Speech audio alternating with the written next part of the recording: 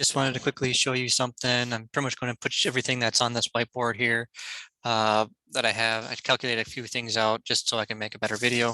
So I just wanted to quickly get into this really quick. So I want to share screen and whiteboard. Okay, touching my screen is going to cause issues. So in 2008, this is the reason why I took my money out of the stock market, my 401k, IRA. I'm never going to use those again, ever. So 2008, I had roughly about $40,000, right? That sounds good. I was getting that 6%, but then the market tanked the 43.98%. So I had roughly $22,800 or 22.8K.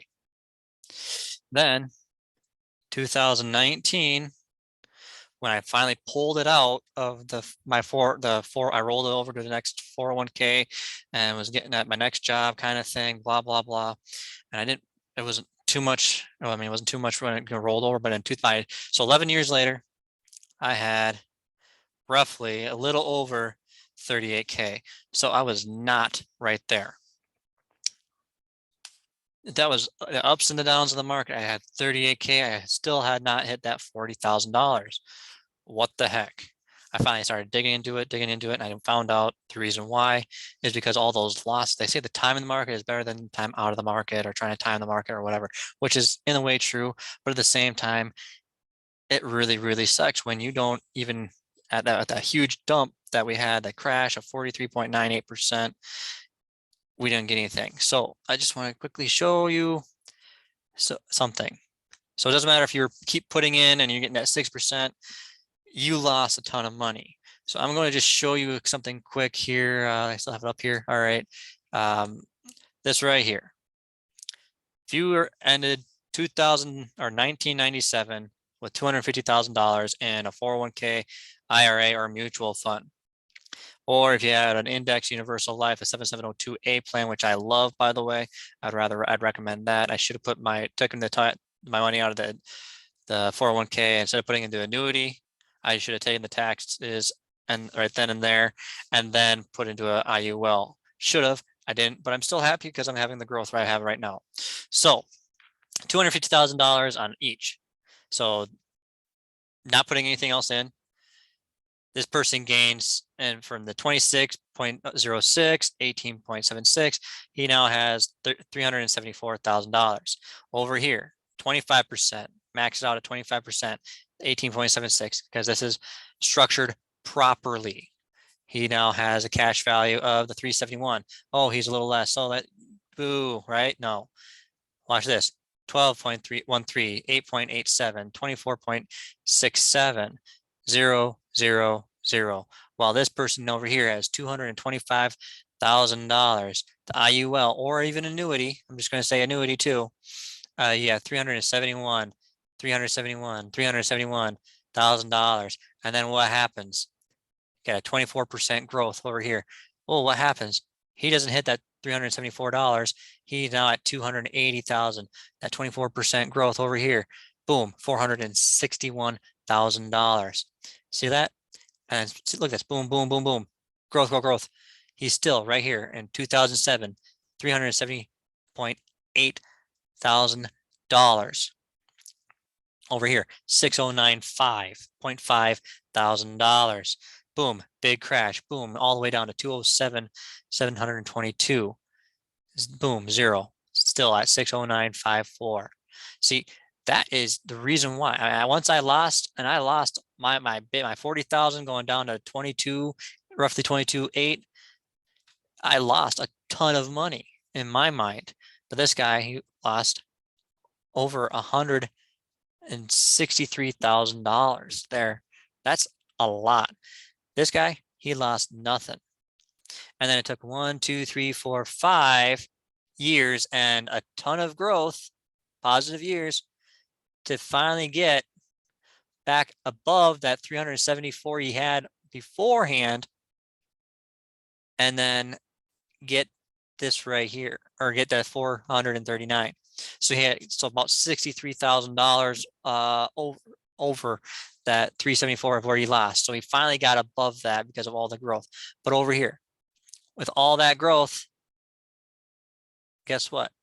I'm at 1.244 million, not me, but this person over here got $1.244 million. And then of course, small crash, and then this 2020, 34% dip. At the end of that, $465,000. This guy has 2.096. And then what happens? Right here, taxes, 25% in taxes. And by the end of that, after all taxes are paid, he has $348,983. Well, shoot, that's not a lot. And the reason being is that of those dumps and the taxes, and of course inflate, all that fun stuff, and you don't have that much. So it's like I only earned over this 22-year period roughly not even $100,000. So when I think it was Ray Dalio who said, he was teaching about the stock market, he's like, usually it's roughly about a 10% dip every 2 years, roughly, and then a market correction of 25% every up to 7 year, or in the 7-year period. And then we do have the crashes that can go over 25% about every 7 to 10 years. And we've been over the huge market corrections. Well, this is a huge correction here. So that was 1, 2, 3, 4, 5, 6, 7, 8, 9, 10, 11, 12 years. 12 years before we had a correction, a bigger dump in the market. So a small 10% correction, a small 25% correction. No, boom, it was 34, it was over 25%. And when you have those corrections, you're losing a ton of money and you're leaving money on the table in your gains. This guy over here, he may not have, he had his IUL structured properly. So he's hitting the big gains, right? And if you have an annuity, like I have right now, I have both. I have an IUL and I have an annuity. And if you structure both of them properly, guess what? You are going to make these big gains and you are going to win out in the end. I mean, this guy, when my 401k went to annuity instead of an IUL because I didn't want to wait the 6 months and then put in after paying taxes on the dang thing. And I should have done it, but now I don't want to pay the fees to get out of it. So I'm just going to leave it in there. So let's just say that my annuity grew the exact same. I have my annuity structured right. I'm getting at least 4% gains. I think it's 8%, roughly about 8% gains every single year. So anyway, let's just say I have structured it right. I know I didn't because I didn't have all the knowledge I do now, but I structured it right and I made a 2.096, paying the 25% in taxes. So 2096, I'm just going to quickly do this, times 25%. That's 5, or oops, I want to do takeaway. Sorry. So after taxes, 25% taxes, I still have $1.572 million if I was paying taxes. That was at 25%, but now I'm like, okay, this is going forward. I have roughly 43K in there. I'm taking out 38K that I can without the fees. So I'm getting all my taxes out of that. And I'm going to invest in something else that I got in the works. But that money is going to grow. And I have that zero floor. So even if I have if another big crash, if I know we're down quite a bit in the market currently. I don't know exactly right now. All I know is that my mother-in-law has lost quite a bit of money. My dad don't know if he's looked at his yet, but he has lost a little bit of money and I've lost nothing. I have more certainty than where I'm going to be because I'm getting that 4 to 8 to 10%, and I don't have to worry whatsoever. And this is the reason why. And I just want to quickly show that to you guys because this is, it's crazy. I'm going to show you one other thing out, and it's all on this whiteboard here. If the market goes down 10%, if you make the 10%, you don't get the money. You have to make 11.1111 repeating one. If it goes down 25%, you have to make 33%.